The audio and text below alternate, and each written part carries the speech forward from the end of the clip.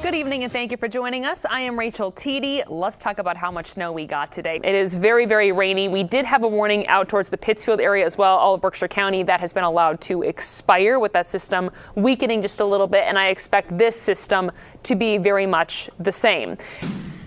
Another round of files related to Jeffrey Epstein have been released by the Department of Justice. Again, a lot of these areas are starting to get their water back, but this scene not expected to be cleaned up anytime soon. And we are taking a live look at the Kennedy Space Center right now. Standing on Launch Pad 39B is Artemis, ready for liftoff. The next 24 hours will be critical for launch. 6:24 p.m. they begin a 10-day mission to the moon. Now, the rocket stands at more than 300 feet tall, and that is taller than the Statue of Liberty, which I think is hard to grasp if you're not standing right in front of it. 89 is the record, though, set back in 2023. Close, but no cigar. This is a live look at 511 and the winter conditions that are impacting the capital region. The pink that you see means there's snow and ice on the road. That's what we're seeing here. If we go a little bit further north, that's the brown. That means an update is pending. So on the flip side, the GFS, another one that we know and love, gives us a lot more. It has the center of the storm more inland, and so we have that light category, that line, a lot further north from Albany and moderate further south. But I have never tried the Saratoga water that is so famous, so I have my little cup here. I'm going to try this live for the very first time on TV. So here we go, filling up the glass. So I swirl it like wine. I don't know what the etiquette is. Oh, well, wonky is the word for it, Steve. Back to you. Remember 7 a.m. as you're walking out the door or whatever time you like to leave in the morning, we're going to advance. This is what it's going to feel like as you leave your house tomorrow.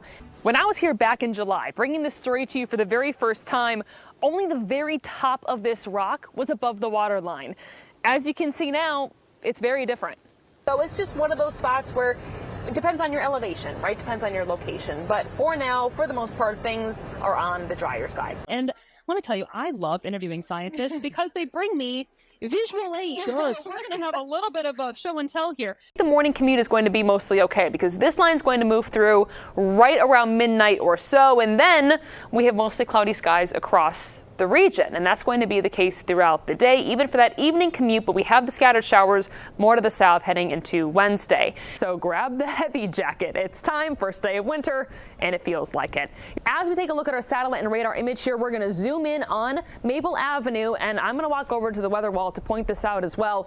You can see kind of that red line across your screen. Glen Ridge Road is up here. This is Maple Avenue, and the bridge is right about here or so. Hi, Mark and Sabrina. Yeah, I get motion sick pretty easily, so we're going to see how this goes. Thank you both. We appreciate it. And thank you for letting us be on the carousel. Mark and Sabrina, whoa, I'm doing better than I thought it would as I actively fall over. We're going to send it back to you and come on down and enjoy the carousel. It's been a really great time.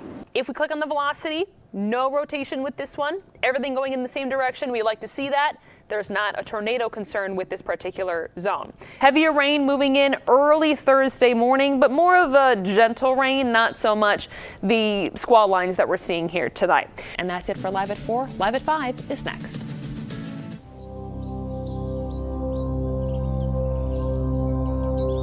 The public boat launch of the Dunham Reservoir is free, and on some days, a quiet sanctuary. On other days, it's the site of a pop-up press conference calling to save this picturesque scene. Jean McDermott is one of the kayakers here today. She owns Graywacke Meadows, a wedding venue not far from the reservoir. You're a big kayaker, I take it? I am. I'm breaking into paddleboarding, but kayaking, paddleboarding.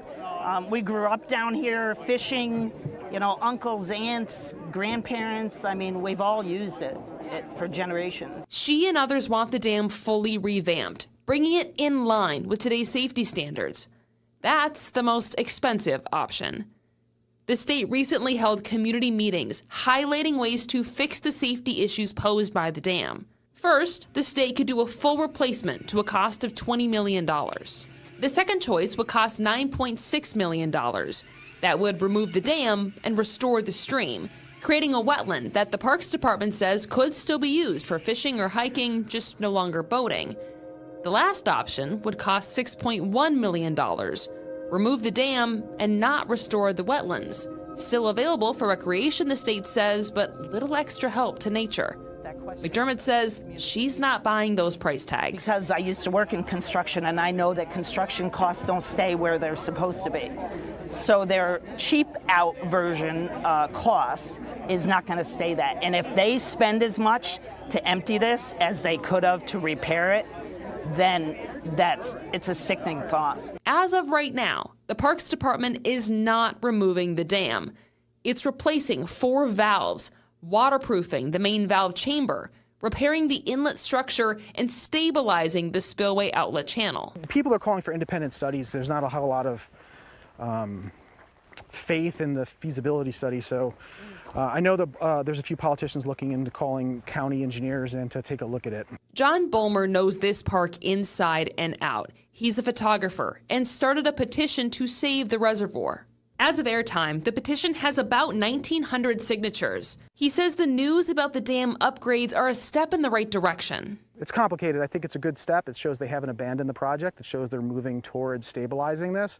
But there's no guarantees. So that the announcement they made this week doesn't provide any guarantees that any long-term solutions will be made or they're being funded. So what's stopping the state from revamping the dam entirely? According to a feasibility study published last September and revised this past June, the concerns are the cost of owning and operating the dam, as well as the liability. And Bulmer says, among others, there is frustration that there's no timeline for when that final decision will come.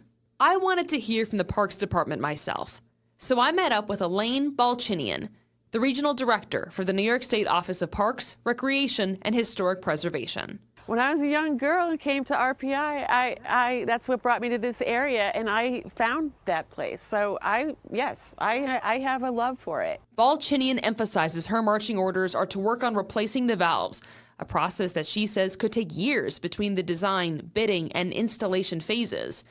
She says the Parks Department is still looking at the options, and the money is a sticking point. This is a legacy structure that is going to require a lot of money, and it's one of many lakes that we have here at Grafton Lakes State Park.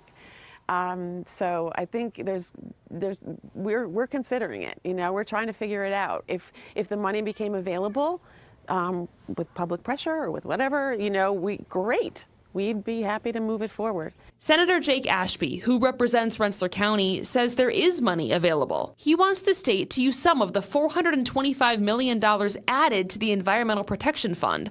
That money was announced in May. In my opinion, and what we have in the Dunham Reservoir is not only a recreational area, but a thriving ecosystem. And when we examine what the Environmental Protection Fund is for, this is it. Balchinian wasn't able to give me a timeline for when a final decision would be made.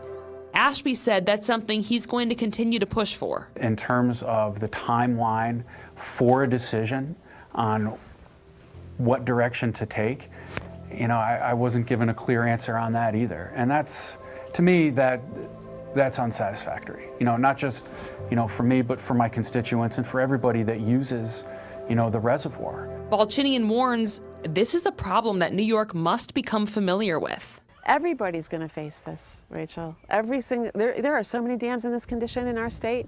You know, this one happened to come to the fore because Rensselaer County was notified through the DEC dam safety letters that I get.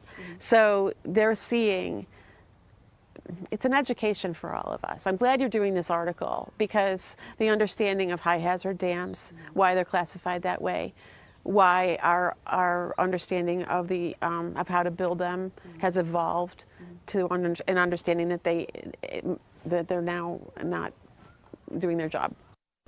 So there are some concerns here. People at the press conference Thursday had questions.